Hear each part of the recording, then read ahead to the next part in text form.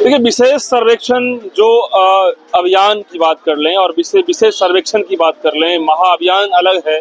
लेकिन विशेष सर्वेक्षण की जब बात करते हैं तो वो बिहार के जितने भी भूमि सर्वेक्षण कर्मी हैं, संविदा कर्मी हैं, कॉन्ट्रैक्ट बेस पे, ये लोग जो है अपनी बात को लगातार सरकार तक कह रहे हैं कि हमारी बात क्या है, आखिर इस मुद्दे को समझा जाए।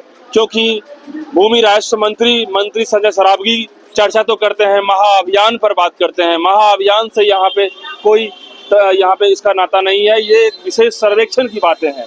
और बिहार में विशेष सर्वेक्षण बहुत लंबा समय तक चलेगा और बिहार में भूमि सर्वेक्षण और विशेष सर्वेक्षण ये टेक्निकल टीम ही कर सकती है, जो इस पे क्लर्क, कानूनगो या एएसओ जो लोग भी हैं, जो एक्सपर्ट्स हैं, इंजीनियरिंग बैकग्राउंड से हैं, पॉलिटेक्निक या डिप्लोमा वाले हैं, ये लोग इस काम में एक्सपर्ट हैं, तो वो लोग भी समझ सकते हैं। तो ऐसे में बात ये आ रही है कि क्या महाअभियान ये सीएससी के जरिए करवाएंगे या विशेष सर्वेक्षण सीएससी के जरिए करवाएंगे, उसी मुद्दे पे बात करना चाह रहे हैं। क्या नाम हुआ आपका?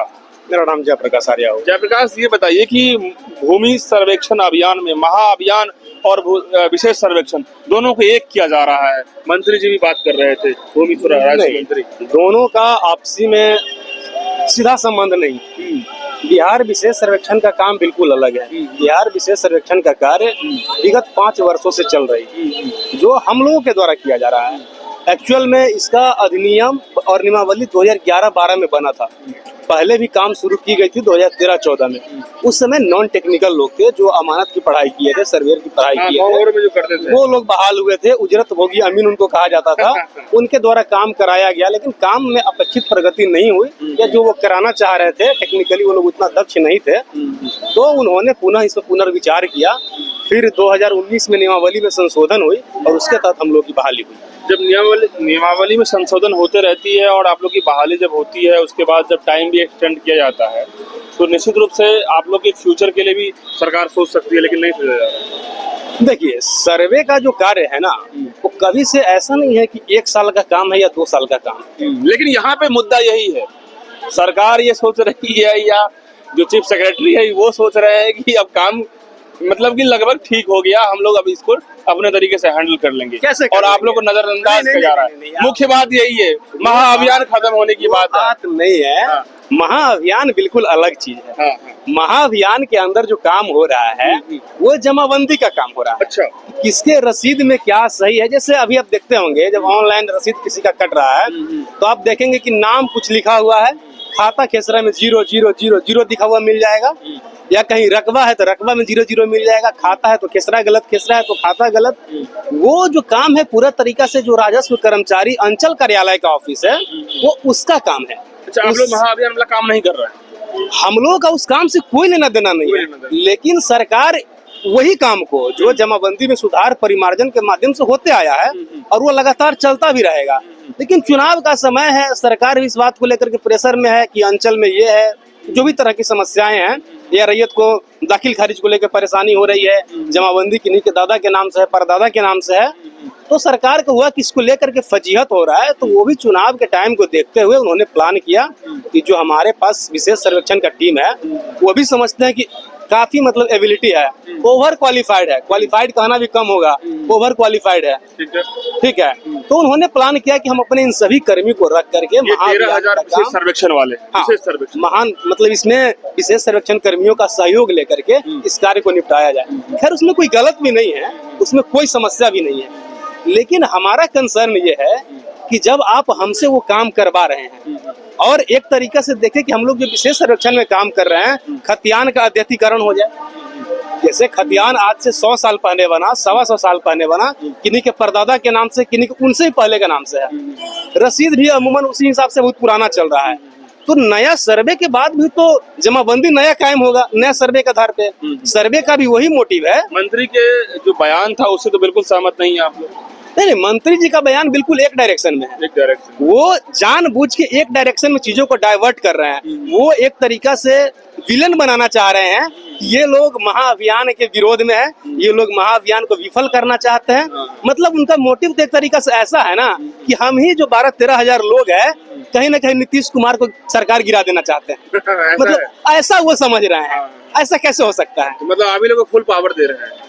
फुल पावर नहीं, इसके लिए समझ रहे हैं कि यही लोग जिम्मेदार है। मतलब पावर दे रहे हैं तभी तो जिम्मेदार हैं। पावर नहीं दे रहे हैं लेकिन जिम्मेदार ठहरा रहे हैं, जिम्मेदार ठहरा रहे हैं। जिम्मेदार ठहरा रहे हैं। वही तो बात है बस। कि मंत्री जी ने बयान दिया, उसके बाद भी आप लोग जो डटे हुए हैं और चीफ सेक्रेटरी कह रहे हैं कि नियमावली की ज्ञान दे रहे हैं वो लगातार। कई खबरों में आया कि नियमावली ऐसा है ही नहीं, प्रोविजन ऐसा है ही नहीं, संशोधन करने की बात संभव ही नहीं है, जो सीएस कर रहे हैं चीफ सेक्रेटरी। नियमावली जो हम वो तो समझते सामने कहते हैं नहीं, कोई प्रोविजन ही नहीं है संशोधन जैसे का। वेद के बारे में कहा जाता है कि ब्रह्मा जी के मुख से लिखने हुई वाणी है, हाँ। उनको ब्रह्मा जी खुद लिखे थे, हाँ, या ब्रह्मा जी मुंह से बोले थे और गणेश जी लिखे थे। हाँ, तो ये जो नियमावली और नियम बन रहा है वो कोई वेद पुराण नहीं है, हाँ, बिल्कुल। वो तो बदलते रहता है ना, ड्राफ्ट मतलब होते ये रहता है। संविधान में जब संशोधन होता है हर बातों पे, क्या कोई बहुत बड़ी चीज नहीं है। और ऐसा नहीं है कि हमारे लिए आप स्पेशल पहला ऐसा काम करेंगे। नियोजित शिक्षक 1500 पर बहाल हुए थे, आपको याद होगा ना, जो मुखिया लोग डायरेक्ट बहाल कर दिया था, जिनके पास जीरो क्वालिफिकेशन था, सिर्फ पैरवी पर कि मुखिया तैयार नहीं थे, संबंध है, मुखिया से अच्छा संबंध है तो बहाल कर लिया गया। आप लोग भी इसी मंसूबे से आए होंगे कि ये हो रहा हो, यदि संविदा कर्मी में ही आज काम कर रहे हैं तो भाई सरकार है कभी भी ठीक कर सकती है। नहीं, आप ये चीज बताइए permanent कर सकती कि है। संविदा को लेकर के जो इन्होंने नियम बनाया है या आजकल आउटसोर्सिंग करने लग गए हैं, इसको आउटसोर्सिंग बोलेंगे इसके ना। पीछे नहीं, हम लोग आउटसोर्सिंग में नहीं है, हम लोग चूंकि विभाग के थ्रू बहाल हुए हैं, संविदा पर है, सारी प्रक्रिया नियमावली है विभाग के माध्यम से है। लेकिन ये जो संविदा का जनक है माननीय मुख्यमंत्री महोदय, आप काम लेते हैं कि 11 महीना के लिए कोई काम है, कोई टेम्पररी बेसिस का काम है, तो चलिए ठीक है, किसी को कॉन्ट्रैक्ट पर आप बहाल कर लेंगे, काम हो गया, बात खत्म हो गया। लेकिन जो काम आपको पता है कि ये 11 महीने का काम नहीं है, ये काम अगले 10 साल 20 साल 25 साल चलने वाला है, लेकिन आप उसको एक एक साल के स्लॉट में बनाते हैं और धीरे धीरे एक शोषण का भी रखते हैं, डर दिखा करके कि तुम्हें 11 महीने के लिए हो। एक सवाल ये है यदि काम 10 से 15 साल का है तो हम लोग को 60 साल क्यों करें, ये भी सवाल है।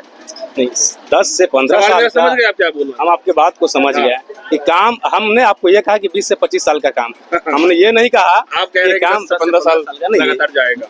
20 से 25 साल का ये काम है। इसके बाद मुख्यमंत्री महोदय का ये कि हम चकबंदी का काम करवाएंगे। काम तो कहीं खत्म नहीं होने जा रहा है, ये काम अस्थायी प्रकृति का है। सर्वे का काम जब भी हुआ है 25 से 30 साल चला है, इसमें कोई संदेह नहीं है।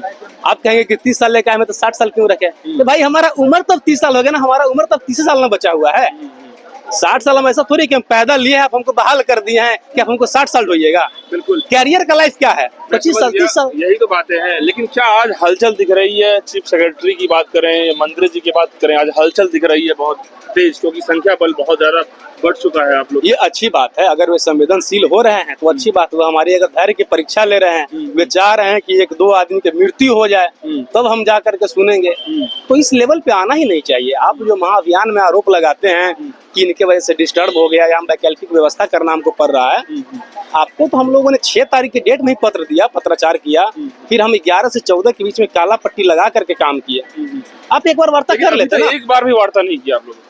वार्ता करना छोड़ दीजिए, उन लोगों को इतना तकलीफ हो गया कि तुम ये कर कैसे सकते हो, तुम ऐसे टाइम पे ये सोच कैसे लिया, तानाशाही हो जाएगी। ये सोच कैसे लिया। अब देखिए, उनका मजबूरी है कि उनको चुनाव में जाना है, हमारा मजबूरी ये है कि जब आप महाअभियान का काम करवा लेंगे, जो भी जीवित लोग हैं उनके नाम से जमाबंदी कायम हो जाएगा, जो सर्वे के बाद होना चाहिए था।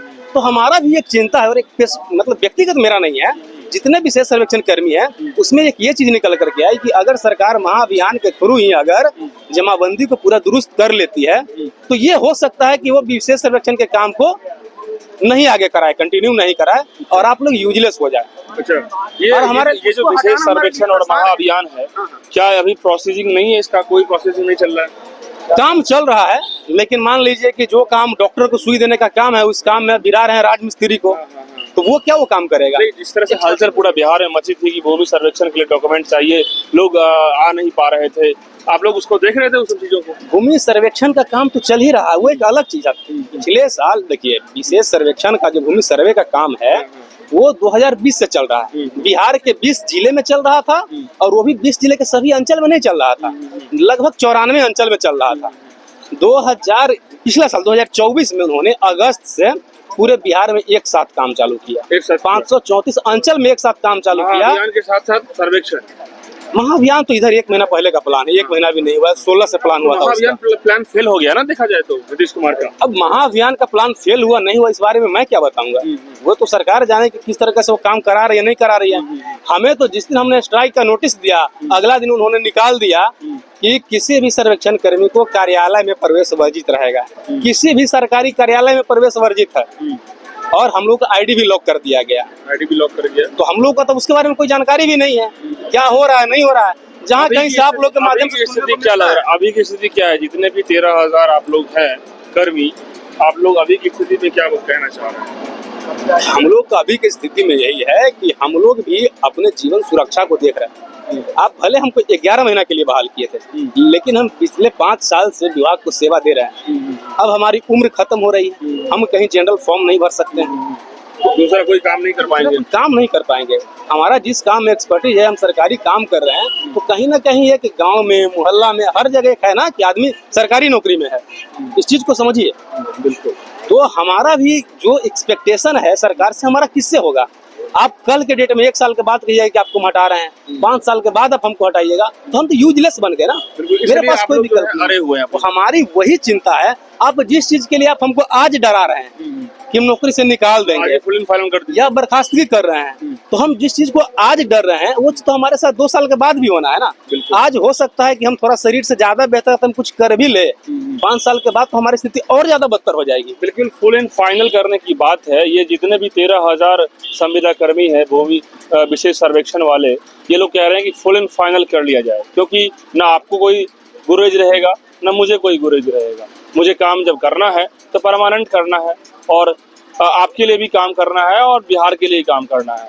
मंत्री जी भी चाह रहे होंगे कि चुनाव की तैयारी में हम लोग हैं और चुनाव की समय आ गया है, तो ऐसे ही टाल मटोल करके जो है देख लेंगे।